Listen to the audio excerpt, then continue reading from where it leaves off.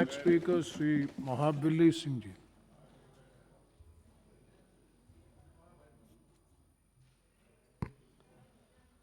कौन सी पद है जी?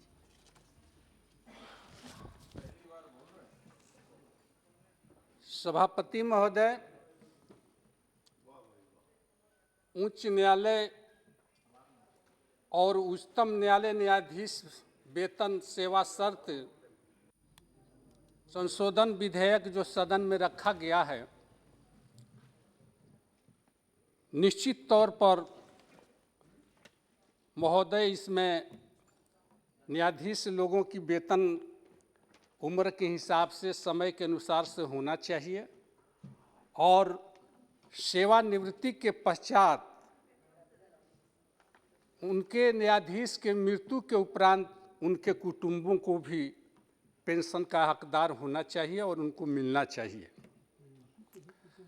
लेकिन महोदय, इसमें एक बात जरूर ध्यान रखना होगा, क्योंकि हम लोग देखा करते हैं कि कोई भी न्यायाधीश या जज वो सेवानिवृत्ति ले लेते हैं तो उसके बाद किसी न किसी संस्था में उनको गठित कर लिया जाता है, किसी न किसी पद पर उनको बहाल कर दिया जाता है। तो जिस तरह से सांसद और विधायक हारने के बाद जो उनको पेंशन मिलता है, तो एक ही जगह से अगर वो किसी संस्था में वो चले जाते हैं तो पेंशन के हकदार नहीं होते हैं। उसी तरह से जज भी अगर किसी संस्था में कहीं से अगर उनको वेतन मिलता है तो वो भी पेंशन के हकदार नहीं होना चाहिए मेरे समझ से। तो इसको भी इसमें देखना होगा महोदय। लेकिन अभी जो सदन में महोदय जो हमारे माननीय सदस्यों ने जो चर्चा अभी किया है, तो हर माननीय सदस्यों ने इस कॉलेजियम जो प्रणाली है, जो व्यवस्था है मेरे सुप्रीम कोर्ट और हाई कोर्ट की, सभी लोगों ने उस व्यवस्था पर कहीं से न कहीं से टिप्पणी निश्चित तौर पर उसने किया है। आखिर इस व्यवस्था पर देश के कई सामाजिक संगठन हों, चाहे राजनीतिक संगठन हों, चाहे हाई कोर्ट या सुप्रीम कोर्ट को कई जजों ने भी रिटायरमेंट के बाद इस व्यवस्था पर सवाल उठाने का काम किया है। हम लोगों ने महोदय देखा है इसको। तो जो कॉलेजियम जो व्यवस्था है, जो कॉलेजियम प्रणाली है महोदय, वो निश्चित तौर पर वो संविधान सम्मत भी नहीं है, न सदन से उसको पारित किया हुआ चीज है। एक संस्था है और उस जो ये संस्था है, सुप्रीम कोर्ट की एक संस्था है। अब किसके कमी से कभी जो आज आपने सभी माननीय सदस्यों ने यह बात कहा कि हाई कोर्ट में जजों की कमी से, सुप्रीम कोर्ट में न्यायाधीशों की कमी से, लोअर कोर्टों में कमी से कई हजार लाखों केसेस ऐसे हैं जो पेंडिंग में पड़ा हुआ है। आखिर इसके लिए जिम्मेवार कौन है? कितने तो हम लोग देखते हैं महोदय कि जिनकी सजा भी समाप्त हो गई है, अब वो मरने के कगार पर हैं, उनका कोई जेल से छुड़ाने वाला भी नहीं रह गया है और वो जेलों में बंद हैं। 15-15, 20-20 साल से केस पेंडिंग पड़ा हुआ है महोदय।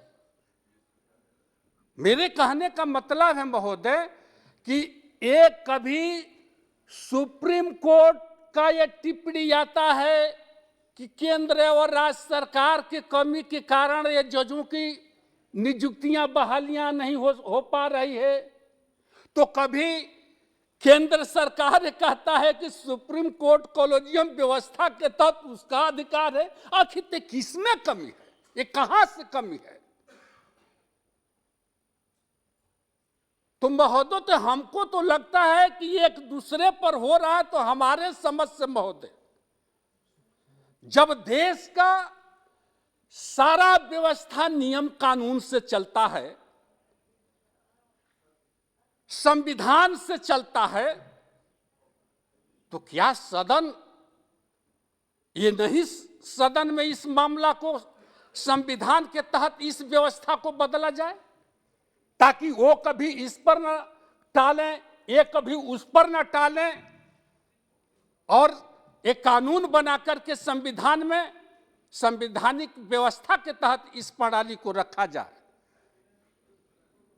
नहीं तो महोदय, आज जो देश की स्थिति है, जिस पर देश के सभी लोगों का न्याय व्यवस्था पर एक टिका हुआ है, न्याय पाने के लिए लोग दर दर भटकता है, सुप्रीम कोर्ट, हाई कोर्ट के आस लगाए हुए वो पहुंचता है, और 15-15 साल, 20-20 साल से महोदय उनको न्याय नहीं मिलता है। और एक कोलेजियम जो व्यवस्था है, जो इस देश की, जो इस व्यवस्था की जो प्रणाली है, इसके तहत नहीं हो रहा है।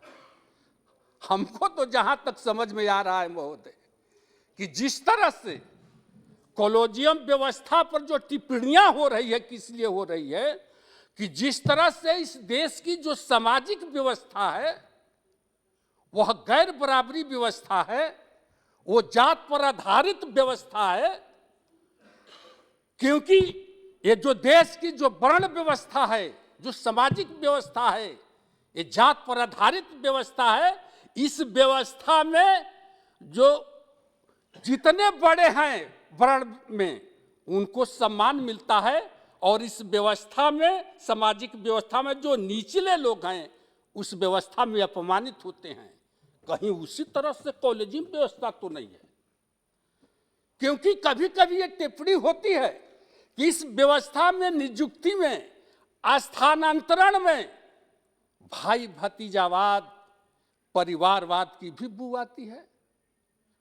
तो महोदय, न्याय के मंदिर में जहां से न्याय की उपेक्षा देश रखता है, संविधान भी विश्वास करता है, सारे लोग उस पर विश्वास करते हैं, और वहां पर अगर भाई भतीजावाद, परिवारवाद की जहां बू आएगी, तो हम समझते हैं कि महोदय, ये न्याय के लिए उचित नहीं होगा।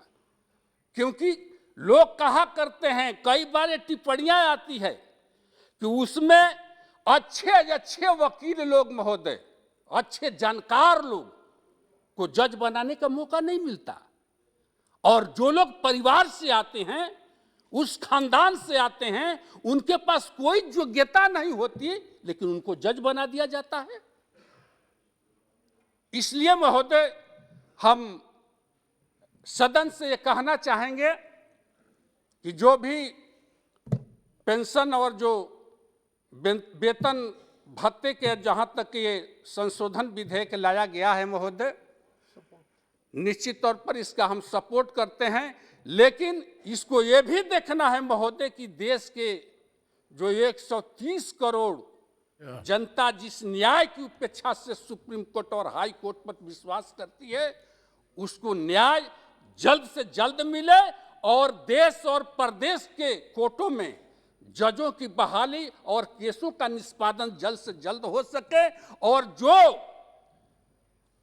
जो लोग जेलों में बंद हैं, और समय सीमा के अंदर उनको बाहर निकाला जाए, क्योंकि सजाए खत्म होने के बाद भी जेलों में बंद हैं। इसलिए इन्हीं बातों के साथ हम इस जो संशोधन विधेयक को समर्थन करते हुए अपनी बातें समाप्त करते हैं। बहुत बहुत धन्यवाद।